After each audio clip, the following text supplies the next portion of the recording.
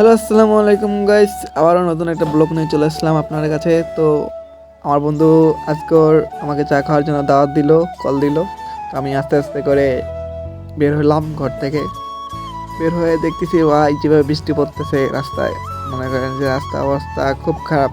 দেখেন আমরা কলোনি থেকে বেরোতেছি, যে থাকি আর কি। তো দোকানের সামনে চলে আসছি। তো আমার বন্ধু গেটের সামনে দাঁড়ায় আছে, আমার জন্য অপেক্ষা করতেছে। অনেকে আমাকে চা খাওয়াবে, চা খাওয়ার দাওয়াত দিছে। তো গেটের সামনে দাঁড়ায় আছে আমার জন্য। আমরা রাস্তার দিকে যাব, ও চা খাওয়াবে আমাকে আজকে।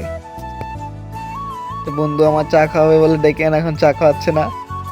তো ভাবির দোকানের সামনে, আমরা যে দোকানে চা খাওয়াইছি সামনের দোকানটা, তো আমরা সবসময় এখানে চা খাই।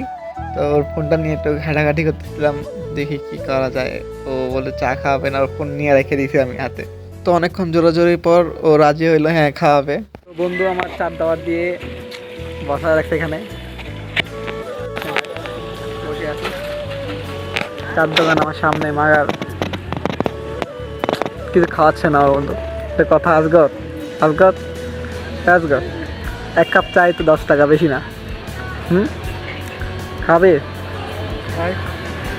আচ্ছা, আমার বন্ধুরা চা খাওয়াবে, দেখা যাক। যাচ্ছি আমরা চা খাইতে, ফেমাস জায়গা আমাদের ভাঙ্গাপুর। আমার বন্ধু আজকে আজকে চা খাওয়াবে, অনেক জোরাজোরি করার পর অবশেষে আমার একটা কাপ চা খাওয়াবে 10 টাকা, বেশি কিছু না, 10 টাকা মাত্র। তো চার দোকানে আসলাম, বসলাম। তো বসার পর ও চার দুইটা অর্ডার করলো, আমিও ভাই বললাম মতো বসে আছি, কখন দিবে কখন খাবো। তো আমার মধ্যে বললাম যে শুধু চাই খাওয়াবে, বিস্কিট টিস্কিট খাওয়া, পরে বিস্কিট টিস্কিট না হইলেও খাচ্ছি, চা খাচ্ছি। ভাই অনেক ভালো লাগছে বৃষ্টির মধ্যে, খুব মানে চিপচিমে বৃষ্টির মধ্যে চার দোকানে বসে চা খাওয়া মজাটাই আলাদা। তো সবাই ভালো থাকবেন, সুস্থ থাকবেন, আল্লাহ হাফেজ। আজকের জন্য এটুকুই, টেক কেয়ার।